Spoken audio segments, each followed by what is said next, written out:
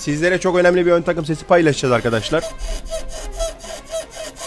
Bu ses yüzünden komple ön takım yaptıranlar var ve sonuç alamayanlar var. Bizlere DM üzerinden sürekli mesajlar geliyor sizler tarafından. Hem araç sahiplerinin hem de sizleri bilgilendirelim.